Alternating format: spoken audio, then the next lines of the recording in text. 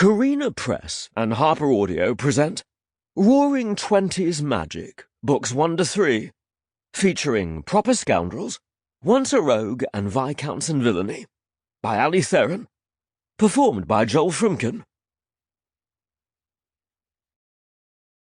Proper Scoundrels. Proper Scoundrels deals with topics some readers might find difficult, including mentions of past torture and self-harm. Prologue. November 1922, Yorkshire. Parties were a wretched invention. Wesley stood near the wall, whisky in hand. The ballroom was brimming with guests. They clustered in endless tight circles, their clothes too modern and their laughs too loud. Men in tuxedos with too short tails, flirting with women in sequin dresses and feathered headbands, the lot of them sipping gin cocktails under centuries-old chandeliers. Wesley didn't follow trends.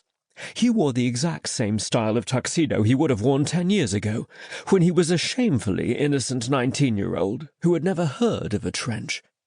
The eyes of the other guests darted his way now and then. Wesley ignored it. He hadn't made the trip all the way out to Yorkshire to care what the socialites said about him. Christ, why was he here? His father had been the one acquainted with the Earl of Blanchard. Wesley had only been invited because he now carried the title. He'd been done with Yorkshire, had planned to go the rest of his life without seeing the green and grey moors and their frolicking lambs, or the giant cathedral in town. But he knew why he was here. The Earl of Blanchard had implied his dinner would be a draw for military men, and Wesley craved that company like he craved his cigarettes. People who understood that the world wasn't good or fair, and no amount of frivolity would bring back everything and everyone the war had taken. Wesley had come up from London because he'd let himself indulge in a pointless, pathetic moment of weakness, and he had deserved to discover that there were no other soldiers in the ballroom after all. Now all he wanted was a smoke before he crawled out of his own skin. A baronet he knew from his club, Sir Harold Carrigan, broke away from the closest cluster of guests and began heading toward Wesley with the puffed-out chest of a schoolboy who'd accepted a dare. Marvellous. Someone, probably a pretty woman Sir Harold wanted to impress, had decided Wesley needed to be engaged in conversation. Lord Fine! Wesley didn't flinch at the new title, but it was a close thing. The new Viscount! Good to see you! Beneath thin yellow hair, Sir Harold's pale skin was flushed red through the cheeks and nose, and his hazel eyes were shiny from liquor. He'd chosen to flout traditions and go gloveless, the classless sod, and even more insulting, picked one of those modern double-breasted tuxedo jackets that mimicked military styling. If this soft prat had ever seen action, Wesley would eat the man's understarched collar. "I say, I was sorry to hear about your father," Sir Harold went on, as if Wesley could possibly want to talk about this.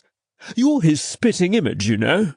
Wesley's brother had been too, all three of them over 6 feet tall, with the same brown hair and grey eyes. Now only Wesley was left, and he couldn't set foot in society without people who'd sat out the war in the comfort of their homes, wanting him to know how sorry they were for his losses. "By all means, let's hear your condolences for my father, whom I know you were barely acquainted with," he said crisply. "Would you like to discuss my dead mother too? After all, this is a party." Sir Harold gave him a wide-eyed look. "Oh, I'm sorry. Was I supposed to say something tritely polite?" Wesley turned away, and Sir Harold, unsurprisingly, didn't follow. Wesley left the ground-floor ballroom, wandering down a wide hall with red carpet. The dark wood walls were lined with portraits of white men, Blanchard's ancestors certainly, because every last one was almost eerily similar in look to the Earl of Blanchard himself. The same small pointed nose and chin, the thin lips, the pale skin and eyes. They could have been portraits of the same man, only the clothes of the past 2 centuries changing. Wesley preferred landscapes to people, both in his art and his company. But then art was a waste in the first place. Nothing but an attempt at a distraction, as if a bit of paint could camouflage the shortfalls of one's true Sample complete. Ready to continue?